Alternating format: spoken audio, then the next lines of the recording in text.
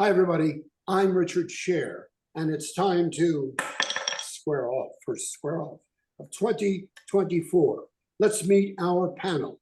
We have Professor Rick Vatz, we have Nicolee Ambrose, we have Chris Kennedy, we have Robyn Murphy. And what a year we have ahead. Boy, do we have a lot of things ahead. For the first time since 2014, Baltimore City recorded less than 300 homicides, and the year ended with murders and non-fatal shootings trending downward. In the Baltimore Banner, the question was raised, who gets to take credit for this decline? Robyn, what are your thoughts? I think it's a divisive question. I think it's a ludicrous question. I think that it is a collective effort of policy that allows for homicides to decrease in a metropolitan city like Baltimore.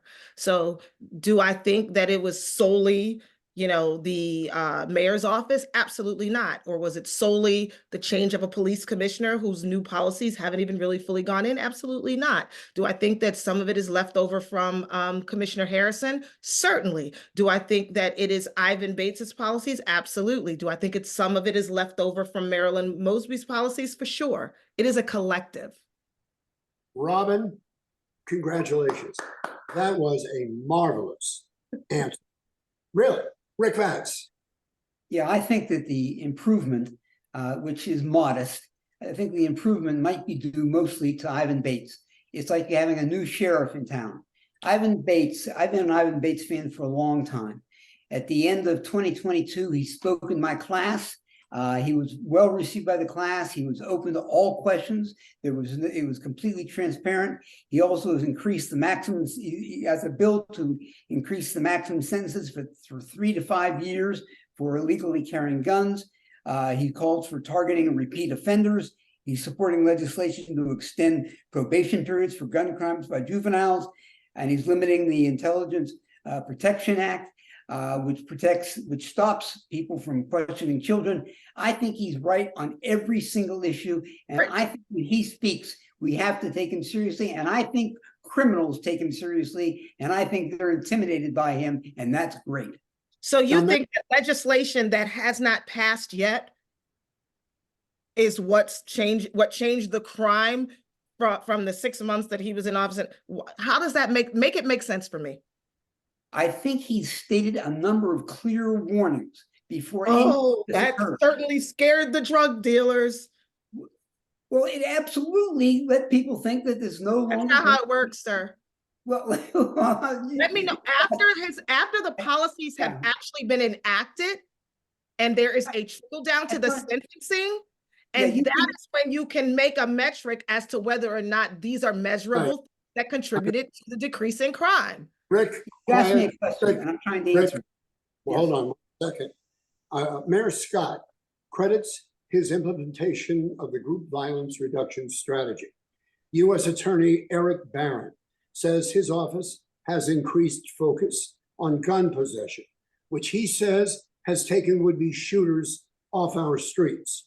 As Rick said, Baltimore State's Attorney Ivan Bates says word of his prosecutors' courtroom successes is spreading. Nicolee and then Chris. So I credit the improvement to Ivan Bates, to the U.S. Attorney, and to the hard work of the police, knowing that when they capture a criminal, they won't be immediately let out. Funnily enough, back in the fall of 2022, October, exactly, I proposed that we needed the feds involved to help reduce our murder rate, since clearly we couldn't do it on our own with our current leadership, when I happened to be running for Congress. I did not win that race, but fortunately, a month later, exactly a month later, they announced the partnership with Ivan Bates' election and a new U.S. attorney to work together to help. It's got to be a team effort to reduce the horrific murder level we have. So, I'm happy as long as we can save lives. Any saved life is worth it, no matter who does it. So I'm glad people are finally working together. Chris Kennedy, welcome back. Well, thank you, Richard. And like we do in the law, I'd like to adopt the brief of my colleague Robyn Murphy. She phrased it perfectly. I also think it's worth mentioning, you know, Bates and Barron have known each other for a decade. I think they're partnering well. But this is more of a national thing when you look at it. There's a 20% murder rate drop in Baltimore, but there's also a 20% murder rate drop in Philadelphia. There's an 18% drop in Detroit. LA 15%, Phoenix 14%, New York City 11%. So it's a good story that's not just in Baltimore, it's happening with a lot of the large cities in our country. And I think it's— Why do you think it is? I think it has something to do with the fallout from the pandemic, which is affecting our lives in so many different ways. I also want to say that we shouldn't exaggerate the change. The people in Baltimore don't feel safer. Baltimore is still viewed as a venue that is hostile to peaceful people, and people believe that they're not safe there. And so there's not a major change in Baltimore. The fact that we have fewer homicides, again, I think is due to Ivan Bates making very clear that you no longer have a free path to commit these crimes and be let out immediately. I think this made a major difference, and he repeated this message over and over again. I also add that I think some of this has to do with source-backed state's attorneys, district attorneys losing their jobs in some cases. Basically, the political backlash to citizens being so outraged that the criminals are being put on a pedestal and the victims are being treated like horrible people for getting in the way. And how unfortunate that those criminals had to take out their frustrations on the victims. So I think finally, whether the actual elected officials have been replaced or whether the people who are working very hard to save their jobs, I think that's responsible in large part for the culture shift. Mayor Scott is getting some kudos for this lowest number of homicides since 2014, when there were 211. Last year, in 2023, the total was 263, down from 330 the year before. Robyn, what's on your mind? Oh, go ahead, Chris. Go ahead, Yeah, Chris. you know, I think it's worth also mentioning it is a cauldron of reasons why this has happened. But one of the other things that's worth mentioning is the success that's happening in the courtrooms is related to this fact. When Bates came into office, each of the prosecutors in his gun violence division had a caseload of 106 cases each. Now, as a lawyer, that is malpractice waiting to happen. You just can't manage that many cases. So I think increasing the number of prosecutors, because there had been a morale issue with Mosby and a lot of people left. And I think hiring more prosecutors and being able to aggressively go after these cases has made a difference as well. Some of those decisions actually are made when you're hiring new prosecutors. No one wants the best prosecutors do not want to work in Baltimore for a number of reasons, such as the low morale, the high caseloads, and there were other issues there. So, and that's the same reason that we struggle to attract, say, teachers in Baltimore, the best and the brightest. So I agree that that's part of it. I want to just to circle back to something that Nicolee said. The reason things take time is because things take time. And Eric Barron was sworn in 2021, not 2022, and he's had that role for a while. And there were partnerships that existed. The new announcement of one, because of he and Ivan's friendship, didn't change what they were already doing, where he was already making inroads into Baltimore. So to assume that it had something to do with your election or failed election and Ivan coming is not it. It is a longer trajectory that Eric has been working on since the time that he was appointed the first Black U.S. attorney in Maryland, which was in 2021. Let me make one point. Mayor Scott was asked if he regretted the fact that he had not criticized Marilyn Mosby earlier. And he said, I don't want to go back to that era. Well, that's not going back to that era. That's asking if you could have solved this problem or had alleviations of this problem a little earlier. How's criticizing someone fixing a problem? Excuse me, may I complete my point? Now, anytime Mayor Scott is asked a question in which it's at least half critical of him, he gets angry. He doesn't like any questions that call into question his leadership.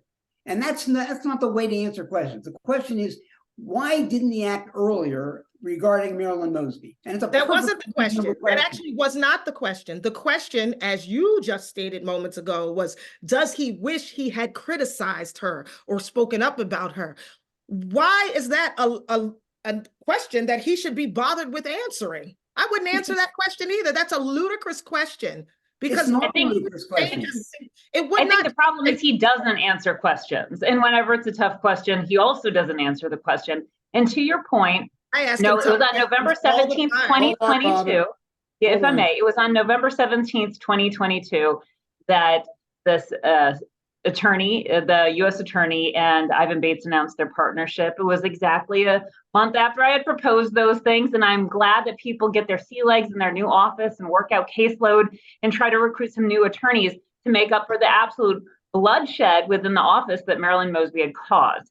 So personnel is policy. I understand you need new and better and more capable personnel to handle the caseload and the work that is obviously very demanding in Baltimore City.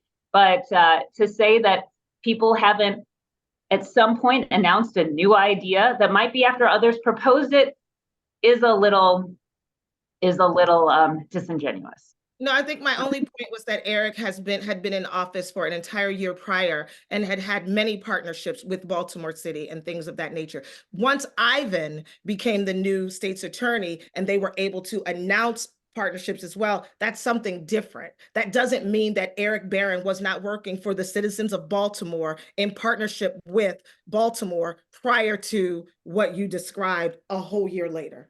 This was one of the best early New Year's discussions in the 40-year history of Square Off. Congratulations to all my panelists, and we'll be back in a moment. But first, welcome, the now famous voice of Square Off, Howard Mallison. Thank you, Richard. You know, for fine dining, special occasions, or just watching sports in their sports bars, Pappas Restaurant should be your #1 choice. Enjoy a Pappas crab cake, or as Richard calls it, the Fab Cake. And it's one of Oprah's favorites. One of the many delicious choices on the Pappas menu. In fact, we were there last night. It was delicious. Pappas ships their crab cakes all over the country with 4 locations, including their newest sports bar and restaurant in Bel Air. See you at Pappas. Also, Leading Edge Auto Body and Mechanical Repair want you to know that the insurance companies cannot tell you where to take your car. And Richard and his family have been taking their cars to Leading Edge for many, many years. They work on all makes and models. They offer free pickup anywhere in the Baltimore area. So call Leading Edge at 410-433-6433 or visit them at 5807 Falls Road in the heart of Mountain Washington. They make your car look and run like new again. Now back to you, Richard. Thanks, Howard, and Jeff Siegel and the guys over at Leading Edge. They are really terrific. I guarantee their workmanship, it's terrific. And we're delighted that Leading Edge takes care of our cars. Yep, those 22 Hondas, very good. All right, well, we have an election coming up this year for president of the United States. And it's looking again like it could be a Biden-Trump rematch. Now, according to a recent Associated Press North poll, 56% of adults are not looking forward to Joe Biden as the Democratic nominee, and 58% say they're not in favor of Donald Trump being the Republican candidate. So what's the bottom line on this, Nicolee? Well, in the end, it's the voters who put people in office. It's the voters who choose people in the primaries. So, you know, if people passionately cared about someone else, they would get out there and elect those people. At the same time, for those who gnash their teeth and say they don't like those choices, aside from working for whatever candidate they think would do a better job, we've just got a problem that so much of American politics is based on name ID. So unless people are willing to put in the time and the research to figure out who they like better, you're gonna get the choices of who has the biggest and best name ID. Chris, go ahead, Rick. Let me tell you what I think is the problem, which nobody talks about. Back in 1970, the Democrats arranged to have the public decide through primaries, through national primaries, who was going to be the presidential nominees. In 1968, the Democrats had a very, very good nominee who didn't win, Hubert Humphrey. And in 1972, when the new system started getting in the working, they had George McGovern. George McGovern lost by a tremendous amount because the people thought George McGovern. The people should not be determining who are the major nominees for the political parties in presidential elections. I think the party should determine their own candidates. You can have some primaries that determine a small percentage, but this business that the public knows who's best is, I don't know any reasonable person who, and forgive me because this covers a lot of people, I don't know any reasonable person who thinks that Joe Biden or Donald Trump represents the best of American possible presidents. I think they are both awful for different reasons. You know that I think Nikki Haley is a perfectly good candidate, and she doesn't appear to have a chance to win at this point. So what I'm saying is this national primary that we've all grown accustomed to and nobody criticizes anymore is a terrible way to choose presidential nominees. Robyn, what are your thoughts on this topic? I don't know, because I just heard Richard say that people shouldn't select the person that represents them, and my mind is blown. So I'm not really sure I can recover from that, other than to say that we will get the candidate that we deserve as a country, kind of as Nicolee said. If we wanted to do the work and find out about more obscure candidates who probably have significant and worthy policies, we would get that. But as of this moment, we're a TikTok country. We're going to get a TikTok president. Let me just say, Biden. Also 100. Biden, as you all know, has been hounded by questions about his age and voter concerns about whether he's up for another 4 years in the White House. Biden would be 86 at the end of his second term. Trump has been regarded by many as a divisive figure since his 2016 campaign, with all that fiery rhetoric about Mexican immigrants, and Democrats, many, view Trump as a danger to democracy. Chris, go. So Rick raises an interesting point. You know, the electoral system, it's winner take all. It'd be interesting if multiple candidates that would be able to get part of the electoral votes for each state, which would introduce a third party concept, which just doesn't exist here. Another thought is to go pure popular vote and abandon the electoral college, which blue states would love, but red states would, of course, oppose, the flyover states, if you will. But listen, Abe Lincoln once made an interesting statement. He said, public sentiment is everything. When you have public sentiment going your way, you can accomplish almost anything, and without it, you can accomplish almost nothing. So in the 10 months between now and Election Day, the challenge for Joe Biden, I think, is this. He needs to get stronger spokespeople, stronger surrogates to communicate and beat on the American public two key messages: his economic successes with inflation going down, jobs going up, the stock market going up, and beating on Donald Trump, which he really has not done aggressively for the past 3 years. If he's successful in doing that, I think he'll win re-election. If he's not, I think, God forbid, Donald Trump could be our next president. Nicolee, what's that smirk? Well, so, two comments. One, we do have, if each state in each party can control how their delegates are allocated. So, Maryland, for example, on the Republican side might mostly be a winner-take-all state, but there are certainly other states where different candidates can place with different numbers of delegates. It all depends on each party's rules and how that functions when they get to their national convention. So that does exist across the country in different ways. But secondly, Chris's comment referring to flyover country is, to me, actually the mindset which is causing one of the greatest rifts in American society right now, is that the people who feed us, who work so hard, quite frankly, their quality of life requires a lot more work than most coastal elites on the East and West Coast, are really resentful of people who view them that way. So my heart goes out to them, and I think we really need to fix how we think about our fellow Americans. You'll forgive me if Robyn? I don't feel sorry for people that vote for Donald Trump, the worst human being in the history of global democracy. Well, maybe they feel that way about Joe Biden. No, For what, no. causing genocide, nearly you're- causing World War III? You could surely say Joe Biden has destabilized the world more than any other American president. Your man Trump is the worst Hold on. human being in our entire lifetime, and we all know that. So if Joe Biden causes World War III because he can't be Biden's awake not for gonna more than cause 4 World hours War a day III. and has horrible Your policies, I friend can't remember the bear-hugging from the other day, autocrats he's around a the better world. person because he caused World War Kim III. Jong-un, the Hungarian leader, the Turkish Oh. leader, is an autocrat, and he's a danger to global democracy, worse than any human being in our lifetime. All right, guys, Chris, Nicolee, stop. Thank you for respecting each other. Robyn, you have a thought on this? I was just curious what Nicolee's thoughts are on the lovely Donald Trump. I think that a lot of people who maybe didn't like his personality or didn't like his mean tweets are now like, well, I much preferred affordable groceries and the ability to rent an apartment or get a mortgage rate for 3% and build an American dream. Joe So Biden people of has color, made people of America the global- unaffordable.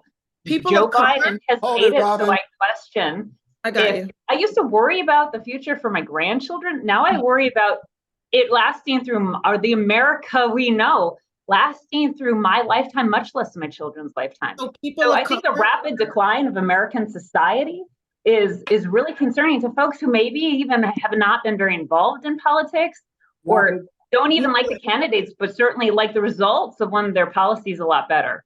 And guys, stop both of your arguing. points, Nicolee, people of color, people of the global majority, brown folk and black folk like me, you expect for us to say that I have 37 more cents in my pocket under a person who has physically, literally, quite literally, been a detriment to their very presence on earth in this country as a Black person. And so you're most all of telling my me- Black you're friends are telling me actually the that biggest Trump supporters I know. You personally have 37 more cents in your pocket, so it's okay that a person who is an absolute abhorrent human and racist. Are you talking about Joe Biden here? Because as far as I know, every single thing you're describing actually applies to Joe Biden. No. And furthermore, no, specifically, You'll never I defend know it's Trump. a cultural You'll thing. never Let me tell defend you Trump. something. There You'll are never things hear I the word won't Trump come defend. out of her mouth. There are things that I will not defend that anyone did. And the fact that you will defend a person who said that Black people couldn't do anything for him, especially when it comes to money, a person who has made vitriolic statements and I would love to see the tape of that. I'd love to see the tape of that. I've never seen this tape. This All right, conversation has been.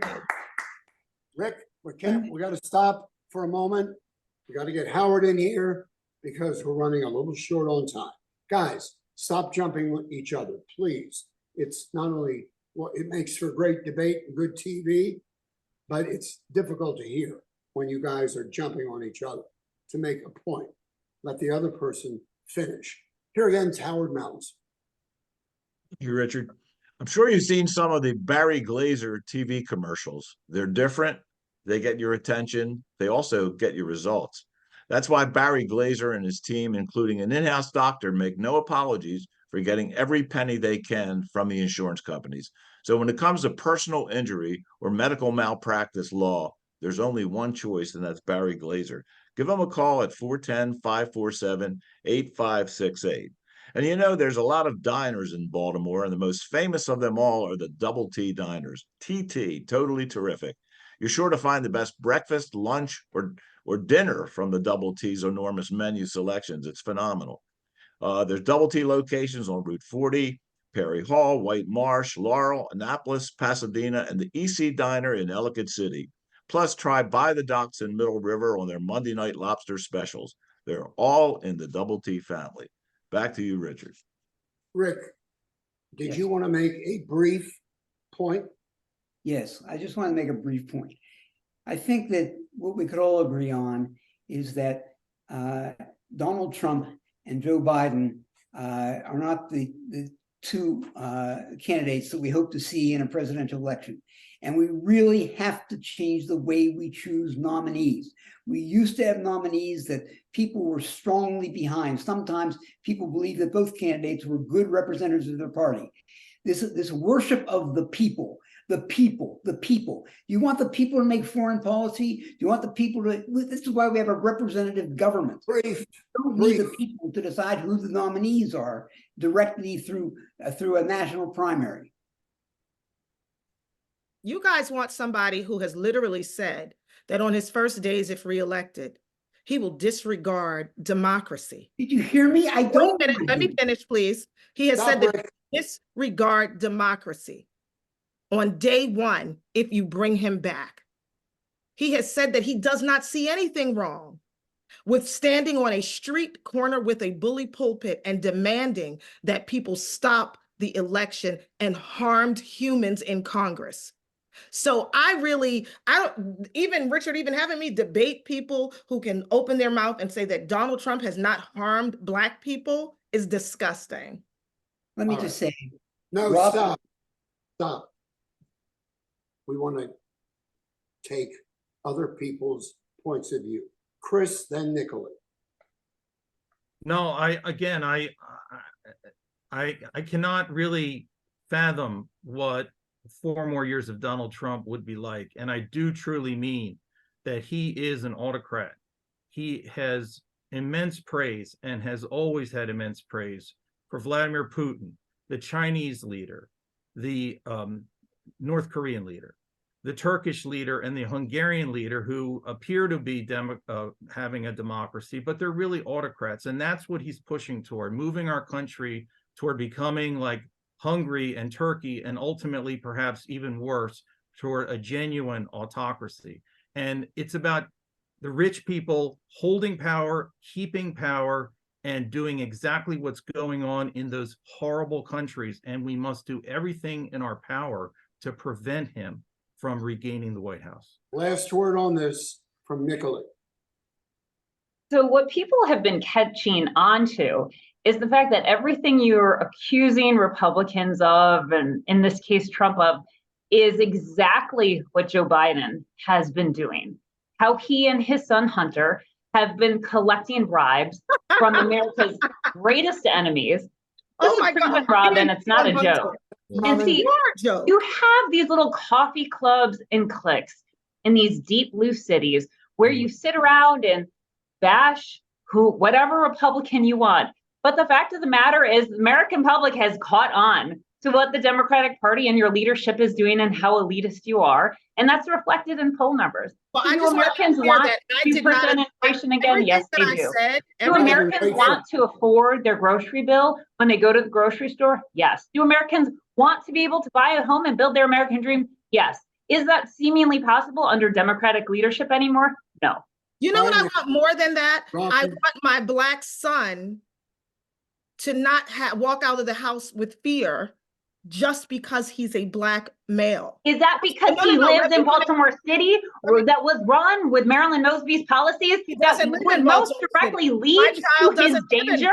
Because none of if you want a safer city for your son, you should elect a Republican. Because look what the Democratic Party has done to driven your family's hopes and dreams into the ground. If you are a mother in Baltimore or her policy, my son's fears are because of racist policies that allow him to by Joe Biden or the color by Marilyn Mosby.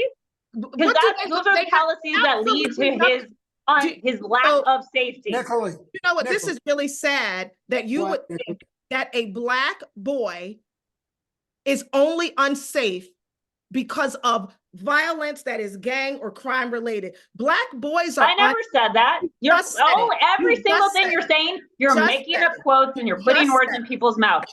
And further, I would love. His safety has to do with the color of his skin by people in power, it's not a Black on Black crime thing. My son, why has Baltimore City not elected a Republican to office since 1939 in the city council? I think you should blame your elected officials in Baltimore City who've created such an unsafe, unstable situation. My child doesn't live there. What does that have to do with his life? Stop it, both of you. Stop it, both of you. What does it have to do with Jason Murphy's life? He does not live in Baltimore City. Now, You know, what? personally, I run a charity that serves mothers who've lost children to violence. So I deal with this every day in a very different way. And, you know, for those mothers who've actually lost a You child, wear your cape that's when you who- do that? Do you wear your white savior cape when you do that? oh, wow. The racism here, you know, racism can be towards white people, and I'm experiencing that right now. Thank you. Okay. All right, guys. Okay. I don't know what to say. I asked you to respect one another. You're screaming at each other, and it's not a great way to start the new year. I do want to say that we're just about out of time. This is a great time, on a lighter note, much lighter, to be a Baltimore sports fan. First, the Orioles shocked the baseball world. They won the division. Now the Ravens appear to be a favorite to go all the way to the Super Bowl. It looks like most people now agree that Lamar is worth every penny. And we are out of time. Rick, what do you have to say? I was just going to say that the Ravens are on a bit of a horns of a dilemma, because on one hand, they can not play him in the Steeler game. He won't play for 3 weeks and lose some of his, he'll lose something, which he said he does, or they can play him. And if he has an injury, everybody says, why in the world would you play him? I think it's a tough time for the Ravens to make a decision on this. They're not going to play him in the Steeler game. I think it's a tough call to have him off for 3 weeks. Robyn, you're our sports expert. We're going to give you. Yeah, I think it's the right call. They're not going to be off for 3 weeks. They actually are working every single day in practice. They will get 2 days off. After Saturday's game, they won't go back to work until Wednesday. So they'll be able to both rest and refocus. So I think we're on a great track. I'm super duper duper excited. The only thing I'm not excited about is that they moved the game to tomorrow, and now my husband has to be at the game and not with me in Atlantic City with my daughter on a volleyball tournament. Oh, well, I'm sorry about that. Good luck, Jason. too. Chris, what did you want to say? I'm a huge Lamar Jackson fan. He's one of the elite quarterbacks of our time. And this is going to be the biggest postseason of his career, because he has to change his 1-3 playoff record. Okay. Elite quarterbacks are judged not on what they do in November and December, but what they do in January and February. And in January and February, over his career, he's a 68% quarterback rating, 3 touchdowns and 5 interceptions. This is his chance to get that Lombardi trophy, and I hope he does it. Nicolee, will you be punting in the game Saturday night? Just You know, I won't. I just hope the Ravens don't do what they did when they were in this position last time. And hopefully they come back from their break focused and willing to take it home, like Chris said. All right, we're way over our time. I want to wish everyone a happy new year. This was some start of the year. I look for more of this because it's what TV is all about. Happy New Year, everyone. Keep watching us at squareoff.net. Howard reports that our audiences continue to build because of wonderful, friendly debates like we've had today. Happy New Year. See you next time. And once again, we square off. Goodbye.